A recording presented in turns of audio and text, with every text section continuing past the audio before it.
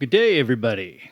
It is I, the Desert Viking, an esoteric Freemason, and today we are going to be continuing our exploration of the Kabbalion with the sixth principle, which is causation, aka cause and effect. It's good to have you here. Thank you for tuning in and watching. For those of you who this might be your first time, we are exploring the Hermetic philosophies on this channel, at least for a little bit longer before we move on to a different topic. And the reason why that is I'm often asked, as an esoteric Freemason, number one, what is an esoteric Freemason? And that's really nothing more than I'm a Freemason, and I study esoteric things. I study the mystery schools. I study the symbolism and the mysteries of Freemasonry as well as other esoteric orders. I do not speak for all Freemasons. I do not speak for all esoteric Freemasons. I speak only for myself. Again, also, I'm not a guru. I don't have all the answers.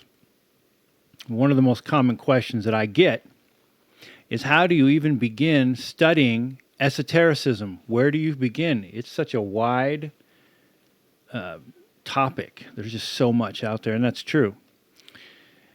You will find that with esoteric studies, things are not going to be spoon-fed to you. You're going to have to put in a lot of work to train your mind to get into the deeper places, we'll call them.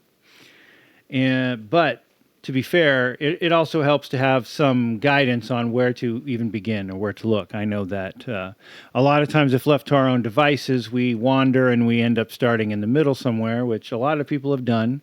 And there's nothing necessarily wrong with that, but I wanted to use, the internet and the medium that I have available to me to post my thoughts on the topic. So the Hermetic philosophies are one of my cornerstones in my life. They are the keys to everything else. So once you start looking into other esoteric studies, you will find that all paths eventually at some point touch on at least the Hermetic philosophies. And the Hermetic philosophies are based off of a man that lived a long, long time ago, said to be the time of Abraham, so a really long, long time ago, named Hermes Trismegistus, who was venerated by the Greeks as a god. Hermes, the god Hermes, and also was known by the Egyptians as Thoth, and is reflected by the planet Mercury. So he's been a figure that's been around mankind, this epoch of mankind's current incarnation, since pretty much the beginning. So today, reading from the Kabbalion, we're going to be on Principle 6, causation. So if you will sit back and listen to what we have to say about causation and let the words come to you. You might need to listen to it a few times. You're likely going to need to listen to it a few times, and that's okay, because this type of material is not something you just like. It's not like fiction where you can just read it once and move on. You typically have to read it very slowly and meditate upon each individual piece. All right. The sixth principle, chapter 12 in this book, causation. Every cause has its effect. Every effect has its cause. Everything happens according to law. Chance is but a name for law not recognized. There are many planes of causation, but nothing escapes the law. The great sixth Hermetic principle, the principle of cause and effect, embodies the truth that law pervades the universe, that nothing happens by chance, that chance is merely a term indicating cause existing but not recognized or perceived, that phenomena is continuous, without break or exception. The principle of cause and effect underlies all scientific thought, ancient and modern, and was enunciated by the Hermetic teachers in the earliest days. While many and varied disputes between the many schools of thought have since arisen, these disputes have been principally upon the details of the operations of the principle, and still more often upon the meaning of certain words. The underlying principle of cause and effect have been accepted as correct by practically all the thinkers of the world worthy of the name. To think otherwise would be to take the phenomena of the universe from the domain of law and order and to relegate it to the control of the imaginary something which men have called chance.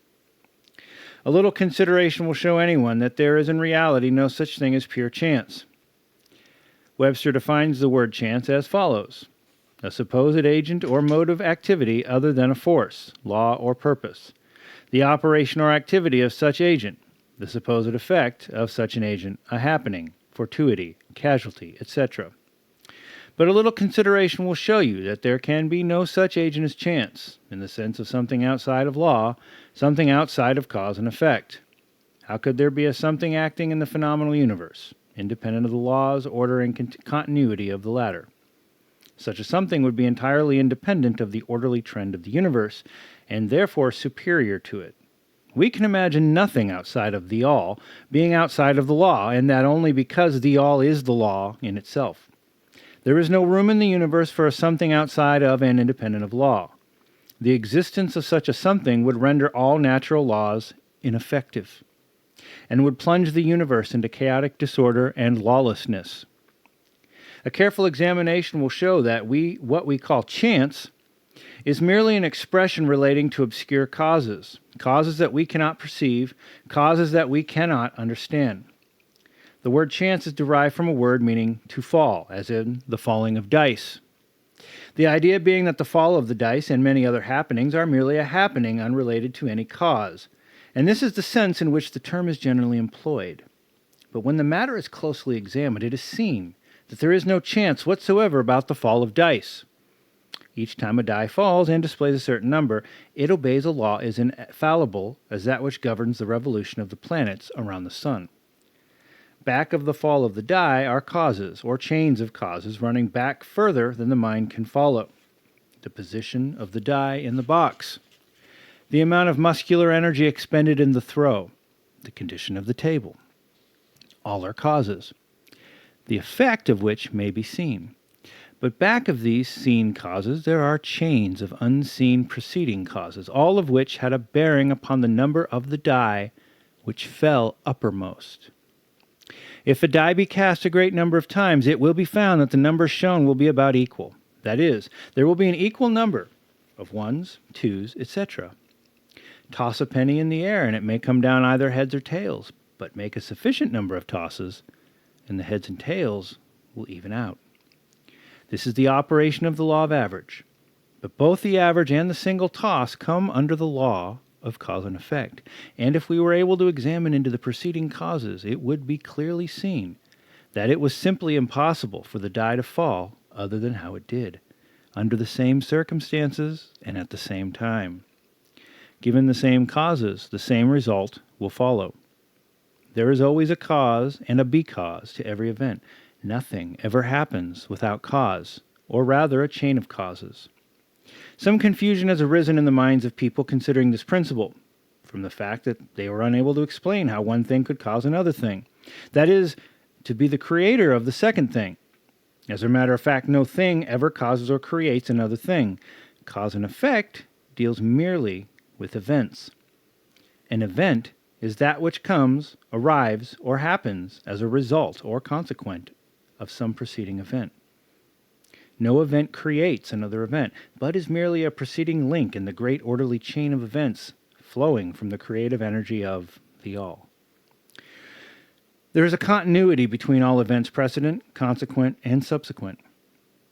There is a relation existing between everything that has gone before and everything that follows. A stone is dislodged from a mountainside and crashes through the roof of a cottage in the valley below. At first sight, we regard this as chance, but when we examine the matter, we find a great chain of causes behind it. In the first place, there was the rain, which softened the earth supporting the stone and which allowed it to fall. Then back of that was the influence of the sun, other rain, etc., which gradually disintegrated the piece of rock from a larger piece. Then there were the causes which led to the formation of the mountain and its upheaval by convulsion of nature, and so on ad infinitum. Then we might follow up the cause behind the rain. Then we might consider the existence of the roof. In short, we would soon find ourselves involved in a mesh of cause and effect from which we would soon strive to extricate ourselves. Just as a man has 2 parents, and 4 grandparents, and 8 great-grandparents, and 16 great-great-grandparents, and so on, until when, say, 40 generations are calculated, the number of ancestors runs into many millions.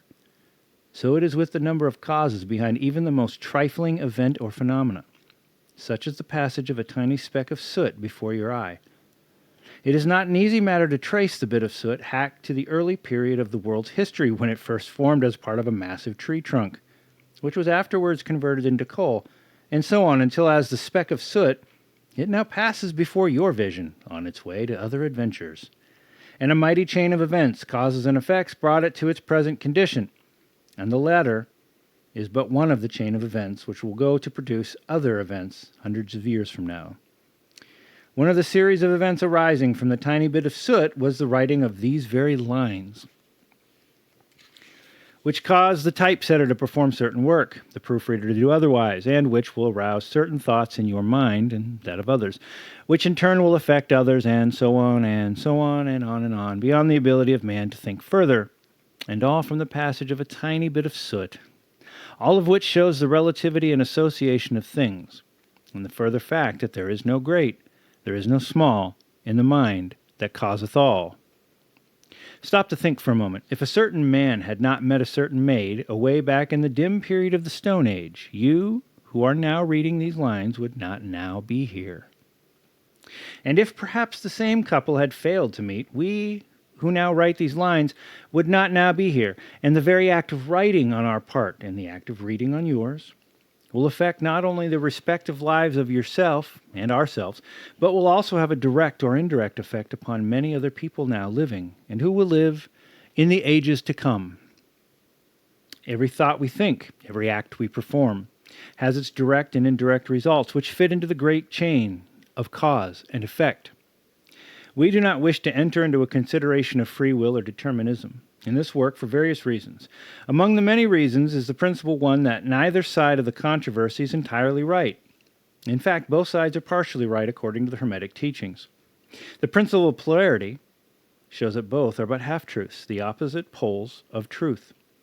The teachings are that a man may be both free and yet bound by necessity, depending upon the meaning of the terms and the height of truth from which the matter is examined. The ancient writers express the matter thus: the further the creation is from the center, the more it is bound. The nearer the center it reaches, the nearer free it is. The majority of people are more or less the slaves of heredity, environment, etc., and manifest very little freedom. They are swayed by the opinions, customs, and thoughts of the outside world, and also by their emotions, their feelings, their moods, etc. They manifest no mastery worthy of the name. They indignantly repudiate this assertion, saying, "Why, I certainly am free to act and do as I please. I do just what I want to do." But they fail to explain whence arise the want to and as I please. What makes them want to do one thing in preference to another? What makes them please to do this and not to do that? Is there no because to their pleasing and wanting? The master can change these pleases and wants into others at the opposite end of the mental pole. He is able to will instead of to will, because some feeling, mood, emotion, or environmental suggestion arouses a tendency or desire within him to do so. The majority of people are carried along like the falling stone, obedient to environment, outside influence, and internal moods, desires, etc., not to speak of the desires and wills of others stronger than themselves, heredity, environment, and suggestion carrying them along without resistance on their part or the exercise of the will. Move like pawns on the checkerboard of life, they play their part and are laid aside after the game is over. But the masters, knowing the rules of the game, rise above the plane of material life and, placing themselves in touch with the higher powers of their nature, dominate their own mood, character, quality, and polarity, as well as the environment surrounding them, and thus become movers in the game instead of pawns, causes instead of effects. The masters do not escape the causation of the higher planes, but fall in with the higher laws. and thus master circumstances on the lower plane. They thus form a conscious part of the law, instead of being mere blind instruments. While they serve on the higher planes, they rule on the material plane. But on higher and on lower, the law is always in operation. There is no such thing as chance. The blind goddess has been abolished by reason. We are able to see now with eyes made clear by knowledge that everything is governed by universal law, that the infinite number of laws are but manifestations of the one great law, which is the all. It is true, indeed, that not a sparrow drops unnoticed by the mind of the all, that even the hairs on our head are numbered, as the Scriptures have said. There is nothing outside of law, nothing that happens contrary to it. And yet, do not make the mistake of supposing that man is but a blind automaton. Far from that. The Hermetic teachings are that man may use law to overcome laws, and that the higher will always prevail against the lower, until at last he has reached the stage in which he seeks refuge in the law itself, and laughs the phenomenal laws to scorn. Are you able to grasp the inner meaning of this? And that is cause and effect, brought to you by the Hermetic principles and their enigmatic ways. So nothing is chance. Everything has a reason. Some things seem like random chance, but when you break them down, you find a series of things that cause what has happened to happen. And it is from being able to examine those causes that we are able to see our own parts being played out. We are able to understand that in many cases we're often just around for the ride. Many people live their lives kind of in autopilot, sleeping from one destination to the next. And when things happen to them, they blame it on bad luck. They blame it on other people. They blame it on pure chance. When if they examine the cause and effects that led up to that point, they might identify where they played a role in what had happened. And by understanding the rules of cause and effect, because remember, understanding the Hermetic principles together form what they call the master key to life. If you can identify cause and effect, you know that everything that you do, every choice that you make, every choice that you don't make, every action that you fail to take on, or every action that you instigate, causes a ripple. And that ripple flows out. And it causes an effect, which can come back to you. It can influence things. Oftentimes, you won't see the immediate effect. In fact, if I look back at my life on various things, good or bad, I can see that those effects were spawned by causes that I had set into motion years before. And I hadn't even noticed. I didn't even know. I didn't willfully make those choices. And yet there are other choices, other actions, like my career path, my willful setting myself on the path that I'm on now, that I intentionally set to be right here now. That causes effect. But when you push out and you make an action, or you fail to make an action, there are still consequences, good or bad, that you'll have to pay. So remember cause and effect. Remember that for every action there is a reaction, and don't be just along for the ride. Be a willful part in your very short time on this world, in this incarnation. Learn what you can learn, practice what you can practice. Carry that on and shed your light to others. Thank you for listening. Thank you for spending some time. I appreciate you. If you like the video, drop me a like and a subscription. That helps make the channel more visible. We are coming up to a close on the Kabbalion. There's only a few more principles left to discuss. And so I would be interested to hear your thoughts and opinions on what other topics would you like to explore. I have quite a library on the Kabbalah, on Gnosticism, on ritual. Let me know what you'd like in the comments. And we'll be having some conversations in the future. Until next time, stay safe and have a think about what we talked about today. We'll talk to you soon.